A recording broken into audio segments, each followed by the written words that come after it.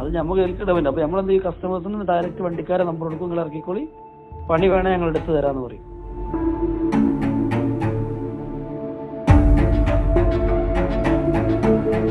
അത് ഞങ്ങളെ പണിയല്ല, അവർക്ക് അതിനൊന്നും കഴിയൂല. അവര് 5-ന് 6-ന് ആകുമ്പോൾ പണിയെടുത്തി അവര് പോകും.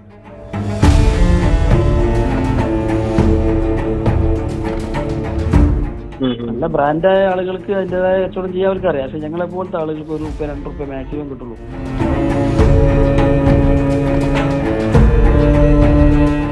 ആരോ ഇറക്കിയത്, ഞങ്ങൾ ലോഡ് കൊടുത്തതിന് അവര് പണിക്കാരെ വെച്ച് ഇറക്കിയത് ഞങ്ങളെ കുറ്റാണോ? വീട്ടുകാരൻ്റെ പ്രശ്നം ഉണ്ടാക്കുന്നത് വീട്ടുകാരോട് പൈസ വാങ്ങും.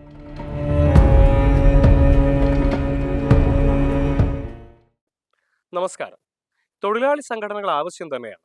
എന്നാൽ ഇതേ സംഘടനകൾ വ്യവസായിയുടെ ജീവിതം വഴിമുട്ടിക്കുന്ന രീതിയിലേക്ക് നീങ്ങിയാലും അത്തരത്തിലൊരു അനുഭവമാണ് മലപ്പുറം വണ്ടൂരിലുള്ള ഹാജർ എന്ന വ്യാപാര സ്ഥാപനത്തിന്റെ ഉടമയായിട്ടുള്ള അസീസിന് ഉണ്ടായിരിക്കുന്നത്.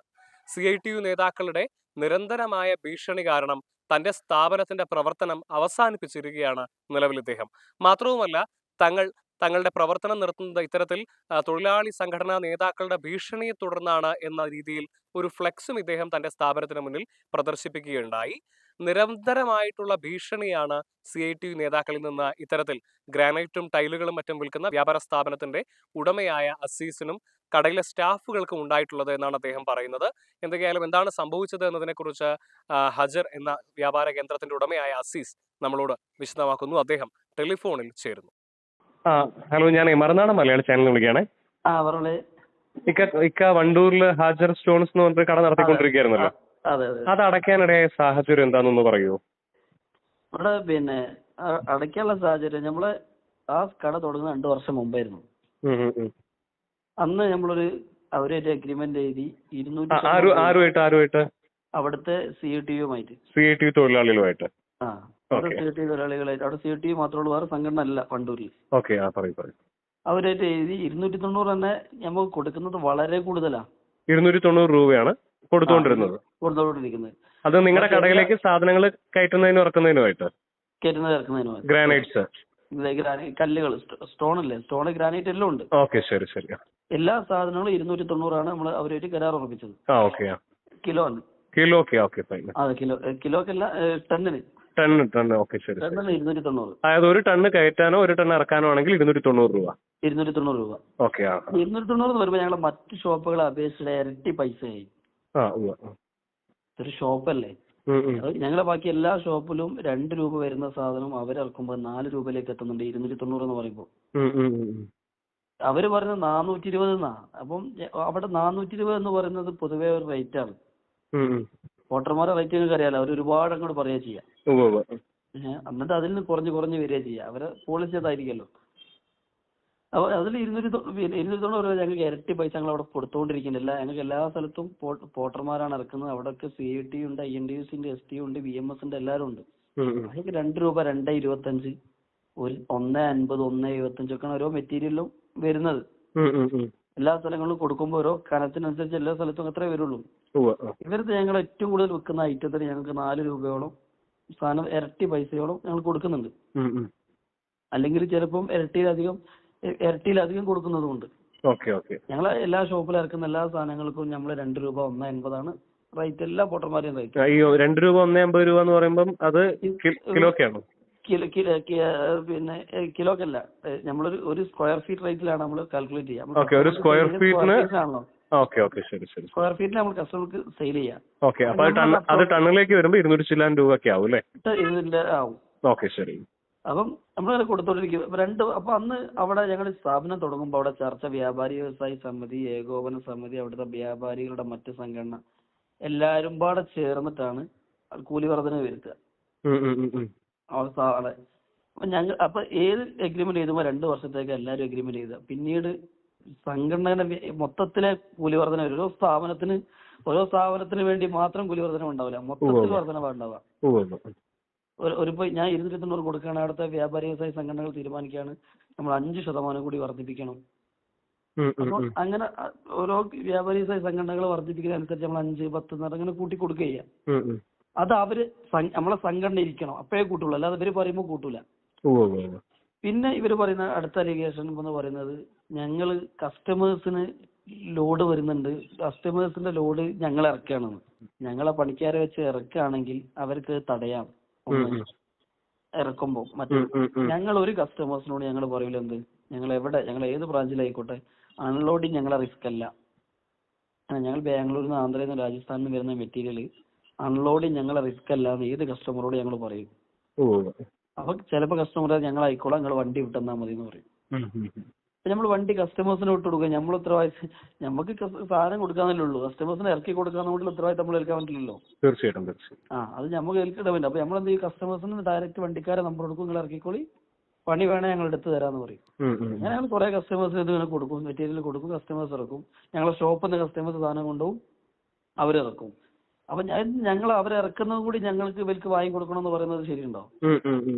നടക്കുന്ന കാര്യമല്ല. ഞാൻ നിങ്ങളെ വീട്ടിലേക്ക് ഒരു ലോഡ്, നിങ്ങൾ വണ്ടൂർക്കാരനാണ്, ഞങ്ങളെ വീട്ടിലേക്ക് ഷോപ്പിൽ നിന്ന് ലോഡ് കയറ്റി വിടുമ്പോൾ ഞാൻ പോട്ടർമാരെ വിളിച്ചു പറയണത് ഇന്ന ആളെ വീട്ടിലേക്ക് ലോഡ് പോയിട്ടുണ്ട്, വേഗം പോയിക്കുള്ളി ലോഡ് ഇറക്കിക്കൊള്ളി. അവർ പറയാൻ ഇറക്കി കൊടുക്കണം. അത് നടക്കില്ല. അത് ഞങ്ങളെ പണിയല്ല. അവർക്ക് അതിനൊന്നും കഴിയൂല. അവര് 5-ന് 6-ന് ആകുമ്പോൾ പണിയെടുത്തി അവർ പോകും. ഇനി 6-ന് ശേഷം അവർ ലോഡ് ഇറക്കൊണ്ട് ഇരട്ടി ചാർജാ 290 കൊടുക്കുന്നത്. അതിന്റെ ഇരട്ടി കൊടുക്കണം. 500 ചില്ലാനോ ഇരട്ടി കൊടുക്കണം 6 മണി കഴിഞ്ഞാൽ. അപ്പൊ ഇത് ഏറ്റവും കൂടുതൽ നിങ്ങൾ ഏത് ഷോപ്പും പരിശോധിച്ചോ ഏറ്റവും കൂടുതൽ ഞങ്ങൾ കൊടുത്തോണ്ടിരിക്കുന്ന വണ്ടൂരാണ്. അത് മാത്രമല്ല, ഭയങ്കര ഭീഷണി. നമ്മളൊരു സ്ഥാപനം പണം കൊടുത്ത് അവിടെ തുടങ്ങിയിട്ട് എനിക്ക് കിട്ടിയ ഒരു സ്ക്വയർ ഫീറ്റ് വിറ്റാൽ 2 രൂപ 2.50 മാക്സിമം. അത് എനിക്ക് നല്ല ഞങ്ങളെ കല്ല് ഫീൽഡിലെ കോമ്പറ്റീഷൻ ആയിപ്പോയി. അതിലും കുറയ്ക്കാൻ പറ്റാത്തോണ്ടാ. 1 രൂപ 2 രൂപ 1.50 മത്സരിച്ച് കച്ചവടം ചെയ്യും. ഞങ്ങൾ കല്ല് ടൈൽസിന്റെ ഒക്കെ പ്രത്യേകത അതാ. ലോക്കൽ സെയിൽ ചെയ്യുന്ന ആളുകളെ, നല്ല ബ്രാൻഡായ ആളുകൾക്ക് അതിന്റേതായ കച്ചവടം ചെയ്യാൻ അവർക്ക് അറിയാം. പക്ഷെ ഞങ്ങളെ പോലത്തെ ആളുകൾക്ക് 1 രൂപ 2 രൂപ മാക്സിമം കിട്ടുള്ളൂ. ഇവർക്കൊരു ലോഡ് ഞങ്ങൾ സ്ഥാപനത്തിൽ ഇറക്കി കയറ്റി കഴിഞ്ഞാൽ 8 രൂപ അവർക്ക് കിട്ടുക. അവർക്ക് ഇൻവെസ്റ്റ്മെന്റ് ഇല്ല, സ്റ്റാഫ് ഇല്ല, റെന്റ് ഇല്ല, ലൈസൻസ് ഫീ ഇല്ല, പണിക്കാരെ പ്രൊഫഷണൽ ടാക്സ് ഇല്ല, ഒന്നുമില്ല. ഞങ്ങള് ഒരു ലോഡ് ഇറക്കി കയറ്റുമ്പോൾ ഞങ്ങൾക്ക് കിട്ടുന്ന 2 രൂപ സ്ക്വയർ ഫീറ്റിന്, അവർക്ക് കിട്ടുന്ന 8 രൂപ. അങ്ങനെ ഒരു ഐറ്റത്തിന്റെ കാര്യമായിട്ടോ പറയുന്നത്. അങ്ങനെ പല ഐറ്റത്തിനും പല ഇതിലാണ്. ഞങ്ങൾക്ക് കിട്ടുന്നതിന്റെ ഇരട്ടിന്റെ ഇരട്ടി ഒരു റിസ്ക്കും ഇല്ലാതെ അവർക്ക് കിട്ടുക. എന്നിട്ട് ഞങ്ങളെ ഒരു വേദനയും മനസ്സിലാക്കാതെ അവര് തോന്നുമ്പോൾ ഞങ്ങളെ സ്റ്റാഫോടെ വന്ന് ഞെട്ടിക്കുക. നമ്മൾ ചില നേരം അവരെ പണിക്ക് വിളിക്കുമ്പോൾ അവര് ഇപ്പൊ ഞങ്ങൾ കഴിയൂല, പിന്നെ വരാം. അപ്പൊ നമ്മളെ സ്റ്റാഫ് 1-2 പീസ് കല്ലൊക്കെ വണ്ടിക്കാരും കസ്റ്റമറും വെയിറ്റ് ചെയ്യൂല. നമ്മളെ സ്റ്റാഫ് കയറ്റി കൊടുത്തതിന് പൈസ വാങ്ങുക, അവര് വാങ്ങുക. അതെ, നിങ്ങളുടെ സ്റ്റാഫ് കയറ്റിന് പൈസ അവര് കൊടുക്കുക. നമ്മളെ ഒരിക്കലും നമ്മളെ സ്റ്റാഫ് കയറ്റാൻ താല്പര്യമില്ല. കാരണം സ്റ്റാഫ് കയറ്റി നമ്മളെ സ്റ്റാഫുകൾ വോട്ടർമാരല്ലേ വിളിക്കുള്ളൂ. ഒരു സ്റ്റാഫുകൾ പോലും ഓടറ്റാന്ന്. പക്ഷെ എന്നാൽ കസ്റ്റമറെ വിടണ്ടെന്ന് കരുതി സ്റ്റാഫിൽ ഇപ്പൊ കയറ്റി കൊടുക്കില്ല, സ്വാഭാവികല്ലേ. വോട്ടർമാർ വരല്ലേ, 1-2 കല്ലൊന്നും കയറ്റാൻ വോട്ടർമാർക്ക് താല്പര്യം ഉണ്ടാവില്ല. അപ്പൊ അത് കയറ്റി കൊടുത്ത് അതിന്റെ പൈസ വാങ്ങുക. അങ്ങനെ നമ്മൾ നിരന്തരം സ്റ്റാഫിനെ ഭീഷണിപ്പെടുത്തുക. കസ്റ്റമർ ലോഡ് ഇറക്കി നമ്മളെ സ്റ്റാഫിനോട്, നമുക്ക് സ്റ്റാഫിനെ കിട്ടും. ഞാൻ കോഴിക്കോടാണ്. വലിയ ഭീഷണിപ്പെടുത്തുമ്പോൾ ആരെങ്കിലും തല്ല് കിട്ടാൻ വേണ്ടി ഞെട്ടിക്കുന്നതിന് നമ്മളെ സ്റ്റാഫിനെ കിട്ടൂലല്ലോ. സ്റ്റാഫിനെ വേണ്ടി ഇവരെന്നും ഭീഷണിപ്പെടുത്തുക, പിന്നെ തന്തനെ വിളിക്കുക. ഇതൊക്കെ അങ്ങനത്തെ ഒരു കൾച്ചറാണ്. എഴുതി കേട്ട് മടുത്ത അവിടെ നിൽക്കാൻ. എന്നും ചർച്ച, അവരൊന്നും കൊണ്ടുപോയിട്ട് അവർക്കൊരു പണിയില്ല. അവര് ഒരു എഴുതി പരാതി, അവിടെ ലോഡ് ഇറക്കി, ഇവർ ഞങ്ങളറിയാതെ ലോഡ് ഇറക്കി, അവർ പരാതി കൊടുക്കും. അപ്പോഴത്തെ ബോർഡിൽ നിന്ന് ഞങ്ങളെ വിളിക്കും. ബോർഡാരോട് ഞങ്ങൾ പറയും, പിന്നെ സാറേ ഞങ്ങള് അറിയില്ല, ഞങ്ങൾ ലോഡ് കൊടുക്കുന്നതാണ്, ആരെ ഇറക്കിയെന്ന് അറിയില്ല. ഞങ്ങൾ അവരോട് ചോദിക്കും. അതാ ചോദിക്കൂല. ആ വീട്ടിൽ പോയി ചോദിക്കാനുള്ള അവകാശം വരിക്കില്ലേ? അത് വരെ പോവില്ല. അത് ഞങ്ങൾ പറയണോ? അപ്പൊ ഞങ്ങൾക്ക് എതിരാണല്ലോ, ഞങ്ങളാണല്ലോ മുടക്കി. അപ്പൊ ഞങ്ങൾ പരിഹാരം കാണല്ലോ. അവർക്ക് ആ വീട്ടുകാർ ഞങ്ങൾ പൈസ മുടക്കി ഞങ്ങൾക്ക് ഓർക്ക് പരിഹാരം കാണിച്ചു കൊടുക്കണം. ഞാൻ എത്രയോ ക്ഷേമനിധി ബോർഡാരോട് പറഞ്ഞ്, ബോർഡാരോട് അങ്ങനെ ഇറക്കിയിട്ടുണ്ടെങ്കിൽ നിങ്ങൾ ആ വീട്ടുകാരായിട്ട് പ്രശ്നം ഉണ്ടാക്കി. എന്റെ സ്ഥാപനത്തിലാണ് ഇറക്കിയതെങ്കിൽ നിങ്ങൾ പ്രശ്നം ഉണ്ടാക്കി, ഞാൻ ഉത്തരവാദിയാണ്. ആരോ ഇറക്കിയതിന്, ഞങ്ങൾ ലോഡ് കൊടുത്തതിന്, അവര് പണിക്കാരെ വെച്ച് ഇറക്കിയതിന് ഞങ്ങളെ കുറ്റാണോ? നിങ്ങൾ വീട്ടുകാരിന്റെ പ്രശ്നം ഉണ്ടാക്കിയത് വീട്ടുകാരോട് പൈസ വാങ്ങും. അതിന് ഞങ്ങളെ നേരെ വന്നാൽ ഞങ്ങൾ എന്താ ചെയ്യാ? അവർക്കറിയാം ഞങ്ങൾ പൈസ മുടക്കിക്കൊണ്ട് ഞങ്ങൾ പരിഹാരം കാണുമെന്ന്. അപ്പൊ ഞങ്ങളെ നേരെ ഇങ്ങനെ തിരിയും. അവരെ എത്രയോ തവണ എന്റെ അടുത്ത് പഴയ റെക്കോർഡിംഗ് ഒക്കെ ഉണ്ടായിരുന്നു. അതിന്റെ തന്തന്റെ വകയല്ല വണ്ടൂര്, ഈ സ്ഥാപനം എടുത്ത് പോയിക്കോ, പൂട്ടി പോയിക്കോ, ഇവിടെ കച്ചവടം ചെയ്യാനോ സമ്മതിക്കൂല എന്നൊക്കെ പറഞ്ഞിട്ടുള്ള നിരന്തരമായ ഭീഷണിയായിരുന്നു കിട്ടുന്നത്. ഞങ്ങൾ പുറത്തു വിടാണ്ട് അന്ന് ഞങ്ങൾ എങ്ങനെയെങ്കിലും പരിഹരിച്ച് പോയിക്കോട്ടെ, പോവട്ടെ എന്ന് കരുതിയിട്ട് ഞങ്ങൾ പോയത്. അത് ഒരു മനമടുക്കില്ല മനുഷ്യന് കുറെ അവിടെ കഴിയുമ്പോൾ. തീർച്ചയായിട്ടും ആ മടുത്തതാണ് ഇപ്പൊ സംഭവിച്ചത്. അതുകൊണ്ടാണ് ഇപ്പൊ ഏറ്റവും അവസാനം കട പൂട്ടിയിടുന്ന ഒരു ഘട്ടത്തിലേക്ക് എത്തി. ഞാൻ പൂട്ടാൻ തീരുമാനം, ഞാൻ തൊട്ടപ്പുറത്തൊക്കെ ഇതേ പോട്ടന്മാരുള്ള സ്ഥലങ്ങളുണ്ട്. ആ ഹാ ഹാ. ഞങ്ങൾ 2 രൂപ കൊടുത്താൽ മതി, ഞങ്ങൾ അങ്ങോട്ട് മാറ്റാൻ പോയി. ഞങ്ങൾക്ക് ചിലപ്പോ ആ സ്ഥാപനം പൊളിച്ചു മാറ്റാൻ ഒരു 3-4 ലക്ഷം രൂപ നഷ്ടം ഉണ്ടായിരിക്കും. എന്നാൽ പോലും എനിക്ക് 1 കൊല്ലം കൊണ്ട് 2 കൊല്ലം കൊണ്ട് മാനേജ് മേക്കപ്പ് ചെയ്യാൻ പറ്റുന്നുള്ളൂ. പിന്നെ പല ഭീഷണി കേൾക്കണ്ടല്ലോ. ഇനിയിപ്പോ ഇവര് നിൽക്കുന്നിടത്ത് നിൽക്കുന്നില്ല എന്ന് തന്നെയാണ് തീരുമാനം. അതെ, തൊഴിൽ കൊടുക്കുന്ന മുതലാളിയോട് ഞങ്ങൾ എല്ലാ സ്ഥാപനങ്ങളും പോയിക്കോ, ഞങ്ങളെ കുറിച്ച് എന്തെങ്കിലും പരാതി അവിടുത്തെ തൊഴിലാളികൾക്കുണ്ടോ?